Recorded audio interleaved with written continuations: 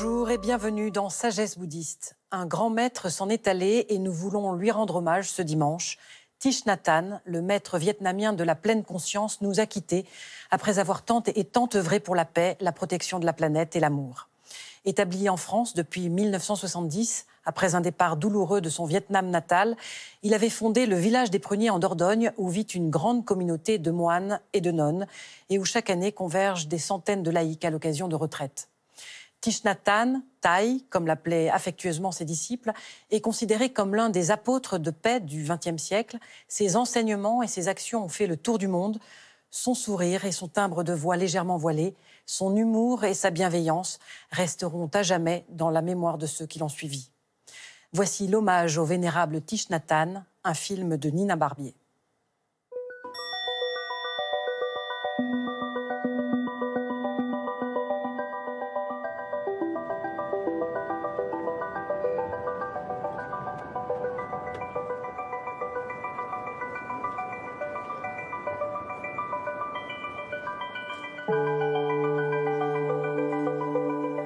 Avoir cette capacité d'écouter.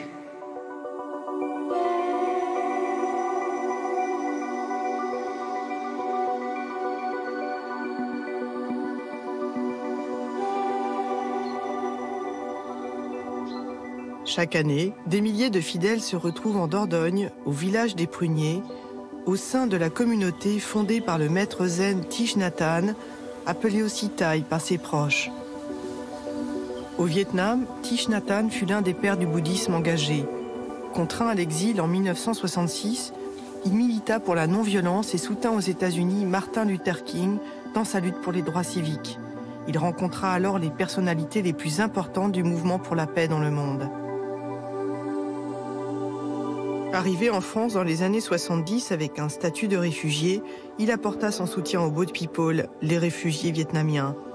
En 1982, il fonde en Dordogne la communauté du village des Pruniers, où il y enseigne l'art de vivre en pleine conscience et il développe les thèmes qui lui seront chers tout au long de sa vie.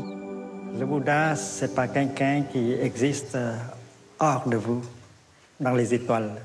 Le Bouddha n'est pas un dieu. Le Bouddha est un être vivant tout à fait comme nous tous.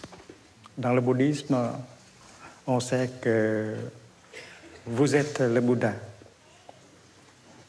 Vous avez de la nature de Bouddha en vous-même. Et chaque fois que l'énergie de la pleine conscience, de la concentration et de la vision profonde se manifeste, le Bouddha est vraiment là et la communication est réelle. Prenant refuge dans le Bouddha, je vois clairement la voie de beauté et de lumière. Namo Buddhaya. Prenant refuge dans le Dharma, j'apprends à ouvrir les portes du chemin de transformation. Namo Dharmaya. Les chants, la prière, la pratique de la pleine conscience tiennent une place essentielle dans la transmission du Dharma.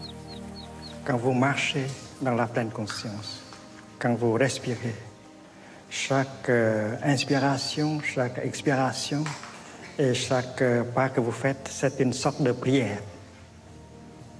Un pas fait dans la pleine conscience, c'est déjà une prière.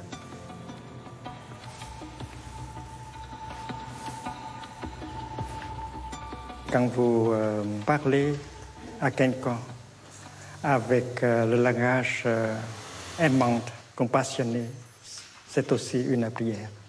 Et quand vous écoutez quelqu'un avec la compassion, c'est aussi une forme de prière. Et quand vous laissez calmer votre corps, quand vous prenez soin de vos sensations, de vos émotions, c'est déjà une sorte de prière.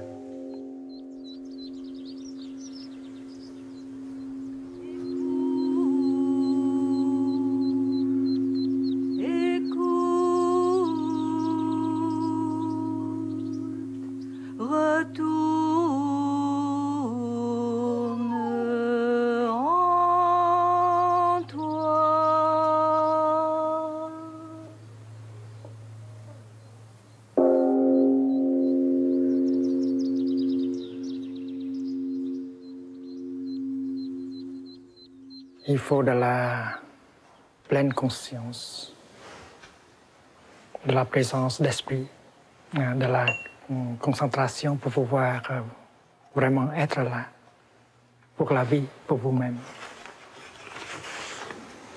C'est la pleine conscience. La partie supérieure, ça veut dire l'instant présent. Et la partie inférieure, ça veut dire l'esprit. L'esprit ramené vers l'instant présent. Ça veut dire la pleine conscience.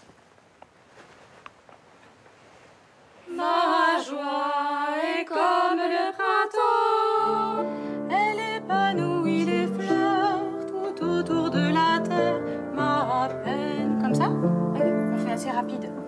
Ma joie est comme le printemps, elle épanouit les fleurs tout autour de la terre.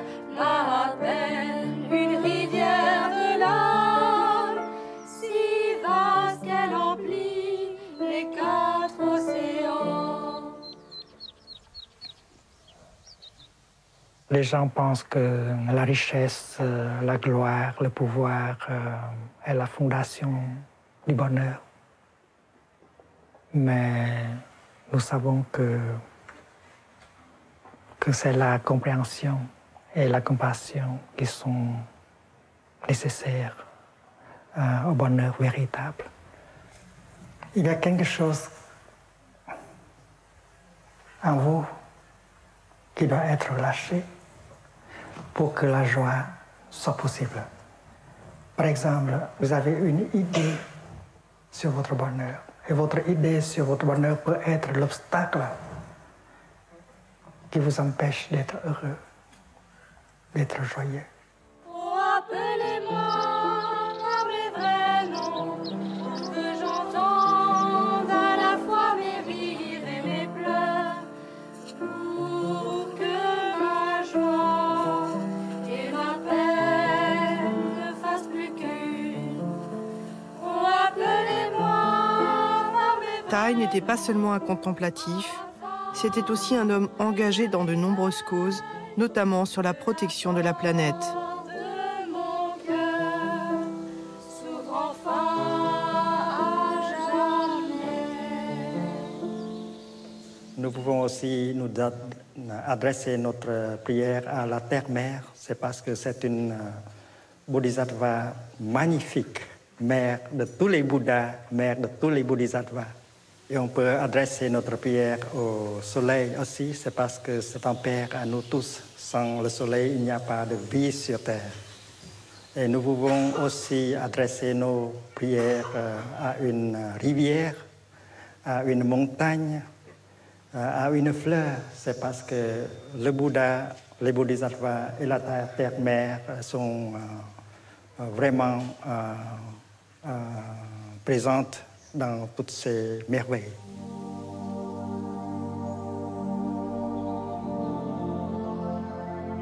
Nous pouvons aussi adresser notre prière à nous-mêmes, c'est parce que nous portons en nous le Bouddha, les bodhisattvas, la terre-mère et le Père Soleil.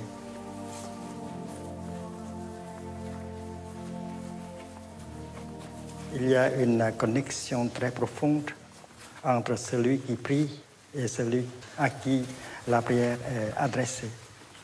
On ne peut pas détacher l'un de l'autre. Ils sont toujours ensemble. Thich Nhat Hanh apporta la pratique de la pleine conscience au cœur des cités à travers des marches silencieuses.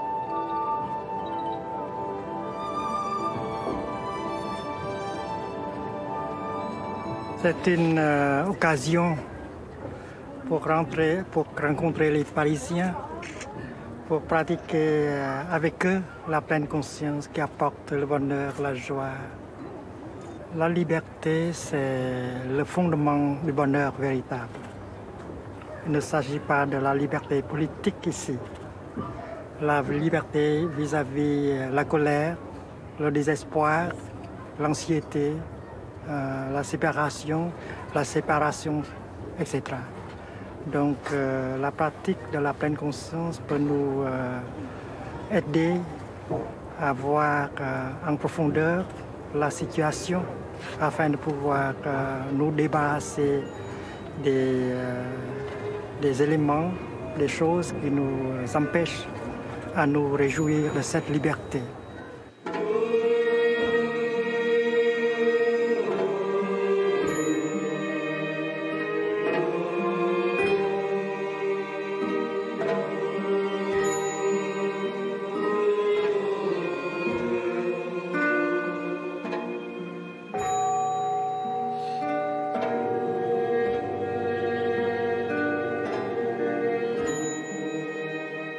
Le monde est sur la voie de globalisation. Alors il nous faut une éthique globale. Et le bouddhisme peut apporter beaucoup de choses, comme la pleine conscience ont une valeur universelle. Tout le monde peut le pratiquer, bouddhiste et non bouddhiste. Donc cette éthique globale est basée sur une vision profonde de la réalité appelée la vision de l'inter-être. Quand on regarde en profondeur, on voit qu'une chose est liée aux autres choses. On ne peut pas être par soi-même, on doit inter-être avec tout. Auteur de très nombreux ouvrages, maître zen, poète et calligraphe, Thich Nhat Hanh a transmis son message de paix et de réconciliation au monde entier. Il fut l'une des figures majeures du XXe siècle. Dans le bouddhisme, la compréhension est à la base de l'amour. Si on ne comprend pas, on ne peut pas aimer. Comprendre soi-même, comprendre sa propre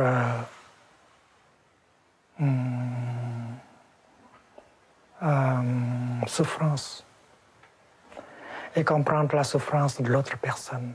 C'est une chose très importante. Si vous ne comprenez pas votre souffrance, vous ne pouvez pas vous aimer. Si vous ne comprenez pas la souffrance de l'autre personne, vous ne pouvez pas aimer cette personne.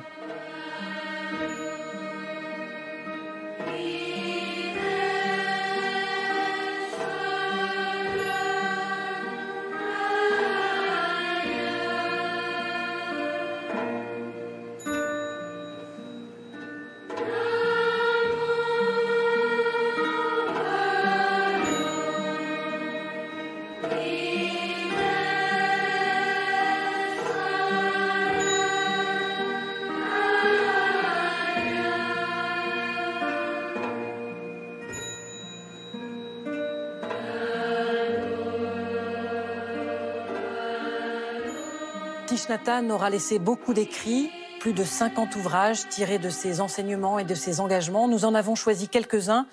Conversation intime avec le Bouddha, au courrier du livre. Il s'agit des 40 plus célèbres méditations du maître, guidées par sa propre voix que l'on peut entendre dans le CD qui l'accompagne. Un document précieux. La terre est ma demeure, chez Belfond, dans ce récit autobiographique où il est notamment question de l'exil, Thich Nhat Hanh révèle que le vrai chez-soi n'est pas forcément le pays natal, mais tout simplement l'instant présent. C'est donc désormais à travers ses nombreux livres ainsi que par l'action de sa communauté que sera poursuivie l'œuvre de ce grand maître. Notre émission s'achève. Vous pouvez la revoir durant un mois sur France TV. Merci et très heureuse semaine à tous.